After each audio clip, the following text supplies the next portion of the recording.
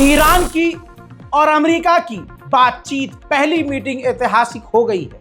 Oman के अंदर Iran के विदेश मंत्री पहुंचे और अमेरिका के मिडिल ईस्ट के सबसे टॉप लीडर एनवॉय पहुंचे हैं और उन्होंने बातचीत की है। बातचीत का तरीका कुछ यूं था जो बताया गया।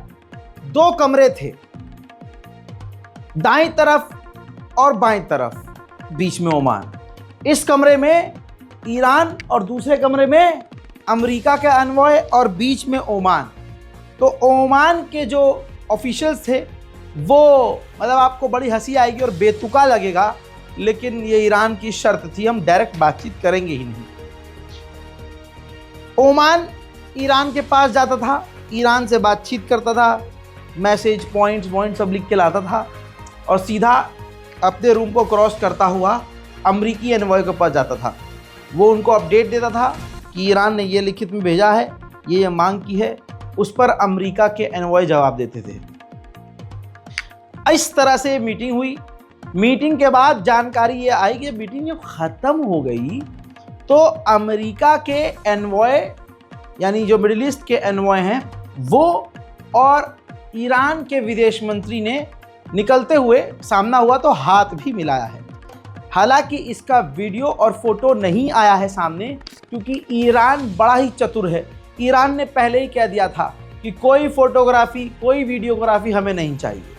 लेकिन बाहर निकलते हुए का ये मंजर आपके सामने है, जिसमें आप देखिए ईरान के विदेश मंत्री अपनी पूरी टीम के साथ जो है मीटिंग के बाद निकले हैं। आपके सुकून के लिए बता दूं कि डोनाल्ड ट्रंप ने अपने मुंह से कहा है इस मीटिंग के बाद कि मीटिंग ओके हुई है, मीटिंग अच्छी हुई है। और अगली वीडियो देखिए, ये है ओमान के मिनिस्टर्स के साथ। जिस रूम की मैं बात कर रहा था, ये ईरान के विदेश मंत्री बैठे हैं ओमान के मिनिस्टर्स के साथ, ऑफिशियल्स के साथ, और दूसरे कमरे में अमेरिका के एनवॉय बैठे हैं। ये ओमान के लीडर्स बातें करते थे, इनसे सवाल जवाब करते थे, पॉइंट्स लिखते थे, रिकॉर्ड करते थे और दूसरी तरफ अमेरिका के एनवॉय को जाकर बताते थे। इस तरह से मीटिंग हुई है। अब आपका सवाल यह है कि रज़ा भाई मीटिंग क्या हुई है, क्या सल्यूशन निकला है, बातचीत क्या हुई है बंद कमरे में। बंद कमरे में पहली बात जो भी बातचीत हुई है, डोनाल्ड ट्रंप ने क्लियर कह दिया है कि बातचीत ओके हुई है। इसके बाद अमेरिका से ईरान ने कई शर्तें रखी हैं कि हम परमाणु पर बात भी करेंगे और जो आपकी मांग है उस पर हम विचार भी करेंगे, लेकिन इसके बदले आपने जो हम पर ईरान पर कड़े प्रतिबंध लगाए हैं उसमें आप छूट देंगे और कैदियों की, दोनों राजी हो गए हैं, कैदियों की हम अदला बदली करेंगे। एक दूसरे से जो टकराव बढ़ा है उस एस्केलेशन को कम करेंगे। जो मिलिट्री खतरा मंडरा रहा है वो हम कम करेंगे। इसके बाद दोस्तों ईरान ने कहा है कि ये पहली हमारी मीटिंग है, अगर इस पर डोनाल्ड ट्रंप ने अमल किया और पॉजिटिव रेस्पॉन्स दिया तो हम आगे और मीटिंग दोबारा करेंगे। ये पहली मीटिंग है जो कामयाब रही है। ईरान ने भी इसको कामयाब मीटिंग घोषित किया है। आपको बता दूं कि ईरान की तरफ से भी कह दिया गया है कि मीटिंग बहुत सही हुई है और हमें इस तरह की उम्मीद नहीं थी कि अमेरिका इतने आराम से, तमीज़ से, औकात में रहकर बात करेगा। लिहाजा अब ईरान के विदेश मंत्री ने इस मीटिंग के तुरंत बाद ये तमाम चीज़ें जो मैंने बताई हैं वो खुद जनता को बताई है। देख लीजिए, सुन लीजिए। در یک خبر رسمی هم اعلام شد به صورت برنامه‌ریزی نشده و در واقع پیش بینی نشده یک دیداری هم در زمان ترک محل گفتگوهای غیر مستقیم با نماینده آمریکایی داشتید. جزئیات بیشتری دارید در این مورد بگید؟ نه، خیلی بحث به نظرم چیز معمولی بود. ما در هنگام خروج خب دو تا هیئت با هم برخورد داشتند و ما یک چند دقیقه رو گفتگو کردیم. این امر پذیرفته شده هست. ما در برخورد با دیپلمات‌های آمریکایی हमेशा नज़ाकत डिप्लोमेसी जो रवायत। अब ट्रंप की तरफ से भी कहा गया कि मीटिंग बहुत कामयाब रही है। अब नेतन्याहू को ये खबर पसंद नहीं आने वाली, क्योंकि नेतन्याहू तो चाहता ही नहीं था कि ईरान से बात भी करे अमेरिका, लेकिन कहानी उल्टी हो गई है। हजरात मोहतरम, खबर अब ये आई है कि इन तमाम चीज़ों के बाद डोनाल्ड ट्रंप ने ईरान को 60 दिन की मोहलत दी है। कहा है कि 60 दिन में चाहे 10 मीटिंग कर लो हमसे, लेकिन 60 दिन के अंदर एग्रीमेंट कर लो और किसी कंक्लूजन पर आ जाओ। 60 दिन के बाद, वरना हम मिलिट्री एक्शन लेंगे, यानी आप पर हमला करेंगे। अच्छा, ये धमकी ईरान को इसलिए दी गई क्योंकि ईरान हमेशा वक्त ले लेता है और फिर लटकाता रहता है कि चलो चल बाद में बात करेंगे, हाँ 6 महीने बाद बात करेंगे, फिर 6 महीने निकलने के बाद हाँ जी 7 महीने बाद बात करेंगे, 8 महीने बाद बात करेंगे। इस तरह से ईरान का ट्रैक रिकॉर्ड देखने के बाद डोनाल्ड ट्रंप ने 60 दिन की मोहलत दी है। देखना अब ये है कि ईरान सच में 60 दिन से पहले चीज़ों को सॉर्ट आउट कर लेता है। एक्सपर्ट का कहना यह है ईरान की तरफ से मीटिंग कामयाब रही है, क्योंकि ईरान खुद भी सामने से भिड़ना नहीं चाहता है, क्योंकि ईरान की जीडीपी और मार्केट पूरी तरह से बर्बाद है, आपको मालूम है।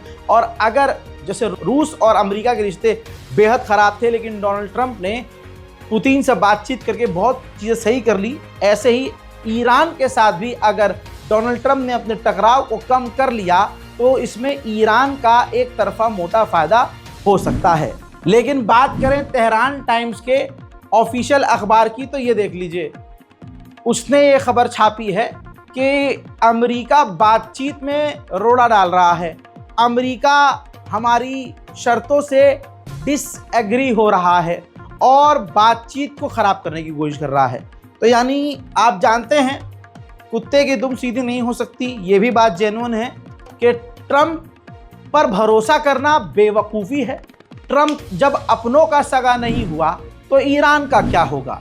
ये तो ईरान की मिसाइलें हैं और अमेरिका और इजराइल का डर है कि भाई कहीं ईरान के पास सच में परमाणु ऑलरेडी ना हो, हम यहाँ पर हमला करने की बात करें और हमला करने, उधर ईरान परमाणु मिसाइलें दागने की शुरुआत कर दे तो दिन में तारे दिख जाएंगे।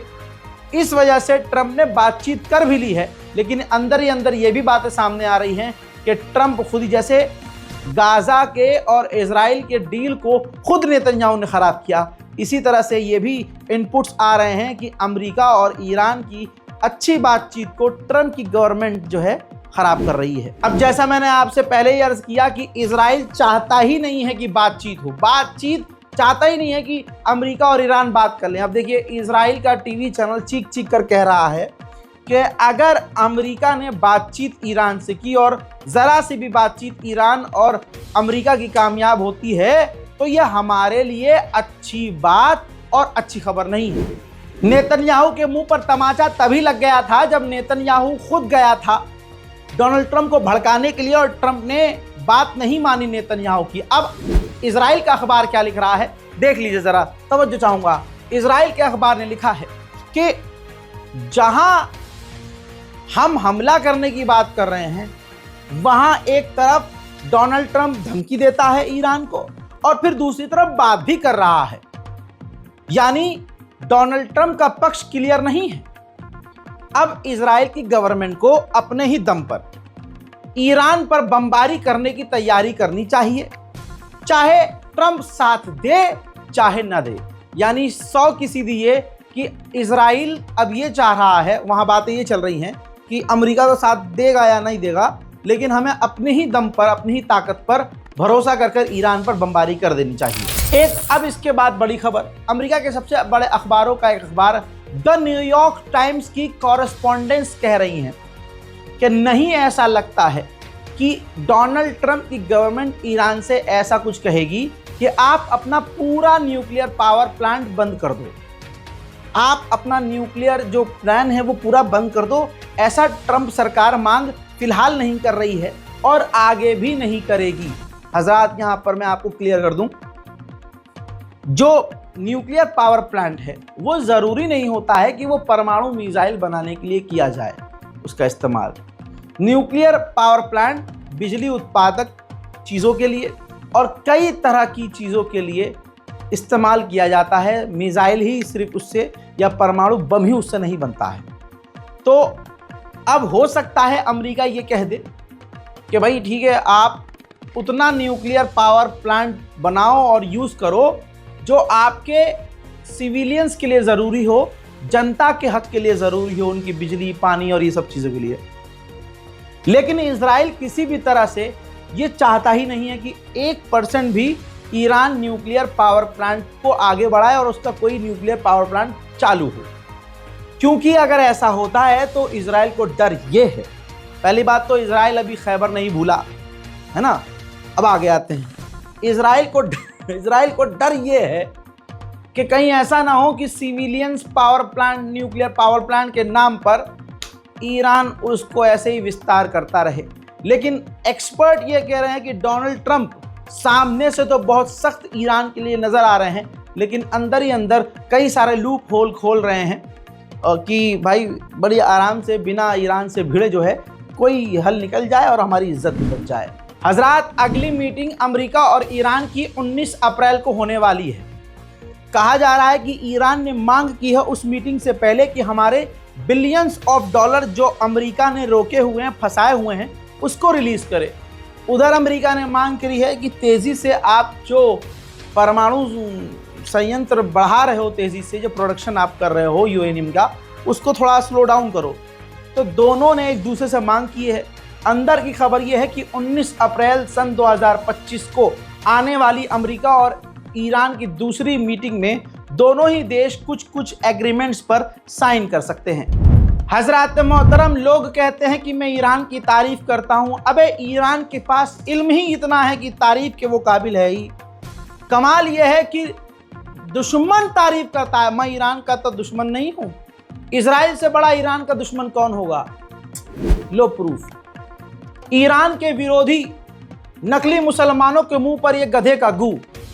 इजराइल का अखबार लिखता है कि ईरान एक खतरनाक चेस प्लेयर को इस्तेमाल कर रहा है। यानी ईरान के जो विदेश मंत्री हैं उसकी डिप्लोमेसी काफी खतरनाक है, एक्सपर्ट है, वो तमाम टेक्निक जानता है और ईरान बड़ी चतुराई से एक चेस प्लेयर का इस्तेमाल कर रहा है जो बातचीत इजराइल के लिए सही नहीं होगी और यह व्यक्ति ईरान को बड़ा फायदा पहुंचा सकता है और बातचीत का कोई ना कोई सॉल्यूशन जरूर निकाल सकता है जो ईरान को फायदा पहुंचाएगा।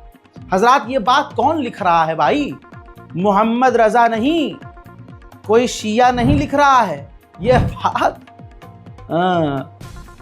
जो खैबर की जंग नहीं भूल पाया ना, वो लिख रहा है इजराइल। लेकिन आप लोगों को बुरा लगेगा क्योंकि आपका पसंदीदा सऊदी अरब है और वो सऊदी अरब जो मोहम्मद बिन सलमान की सरकार हुजूर पाक सल्लल्लाहु अलैहि वसल्लम ने जिस जगह जाने को मना किया, वहां वो विदेशियों को, अंग्रेज नंगी लड़कियों को आने दे रहा है कि वल्ला हबीबी नाचो कभी भी हैं। वहां नंगी नंगी लड़कियां नाच रही हैं। दोबारा नहीं कहूँगा, मुंह मत फाड़ो, जाके गूगल कर लीजिए, 2-3 दिन पहले की रिपोर्ट देख लीजिए मिडिल ईस्ट की। वहां लड़कियां नाच रही हैं, पूरा कॉन्सर्ट हो रहा है। एक तरफ आपका पसंदीदा मुल्क, आपका पसंदीदा आदमी वो मोहम्मद बिन सलमान, जिसके खिलाफ आपको बोलने में, सीने में तकलीफ होती है, वो इंसान बताइए दीन मोहम्मदी के खिलाफ जाकर उस जगह पर, जिस जगह पर हुजूर ने हिदायत दी कि मुसलमान वहां ना जाए, लानती जगह है, वहां से खुद हुजूर पाक सल्लल्लाहु अलैहि वसल्लम तेजी से गुजर जाया करते थे, वहां मोहम्मद बिन सलमान ने पूरा अय्याशी का शहर बसा दिया। लेकिन आपको बुरा लगता है ईरान, ईरान बुरा लगता है। तो भाई जरा सोचो तो सही, आप किस तरफ खड़े हो, किस सफ में हो? आप जालिम की तरफ हो, मजलूम की तरफ हो किसकी तरफ भाई? आप सऊदी वाले मुसलमान हो या ईरान जैसे मुसलमान? अब ईरान जैसे मुसलमान का मतलब ये शिया ना ना ना ना, ईरान जैसे पक्के मुसलमान। कह दिया सो कह दिया, इजराइल से दोस्ती नहीं सो नहीं। अमेरिका ने उधर कई देशों के लोगों पर पाबंदी लगाई है जो ईरान से इनडायरेक्ट वे में तेल खरीद रहे थे और ईरान को फायदा पहुंचा रहे थे, जिसमें भारत के भी 2 नागरिक हैं, बिजनेसमैन हैं, जो ईरान से इनडायरेक्ट तरीके से तेल खरीद रहे थे। हालांकि इसमें यूएई, बहरीन और भी देश के लोग और बिजनेसमैन शामिल हैं जिन पर भी अमेरिका ने पाबंदी लगाई है क्योंकि वो भी ईरान से तेल ले रहे थे। अमेरिकन एनर्जी सेक्रेटरी ने ऐलान किया है कि हम जब चाहे ईरान के तेल भंडार को बेकार कर सकते हैं और ईरान का जो तेल एक्सपोर्ट है वो पूरी तरह से बंद कर सकते हैं। वहीं यूरोपीय यूनियन ने 9 ईरानी लोगों पर पाबंदी, 9 ऑफिशियल ईरानियों पर पाबंदी लगाई है यूरोपीय यूनियन का कहना यह है कि ईरान के अंदर यूरोप के लोगों को ईरान गिरफ्तार कर रहा था धोखे से और इल्जाम लगा के। बॉर्डर पर ईरान के और ईरान के आसपास जो है आतंकवाद बढ़ चुका है। तस्वीर आपके सामने, बॉर्डर के ईरानी बॉर्डर पर तैनात ईरान के 2 जवान आतंकी हमलों में मारे गए, जिनका फ्यूनरल आपकी स्क्रीन पर है।